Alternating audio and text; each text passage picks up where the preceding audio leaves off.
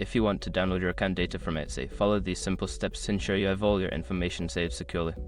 Step 1. Log into your Etsy account. Visit the Etsy website and enter your login credentials to access your account dashboard. Step 2. Go to Account Settings. Once logged in, click on your profile icon in the top right corner. From the drop-down menu, select Account Settings to access your account preferences. Step 3. Navigate to Privacy Settings. In the Account Settings menu, look for the Privacy or Data Privacy section. This is where you can manage your data and privacy preferences. Step 4. Request your data. Within the Privacy Settings, find the option to download your data or request data. Follow the prompts to initiate the data download process. You may need to confirm your request via email. Step 5. Download your data. After your request is processed, you will receive an email with a link to download your data. Click on the link and save the file to your device for future reference.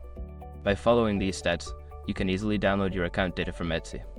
Make sure to keep your data secure and review it regularly.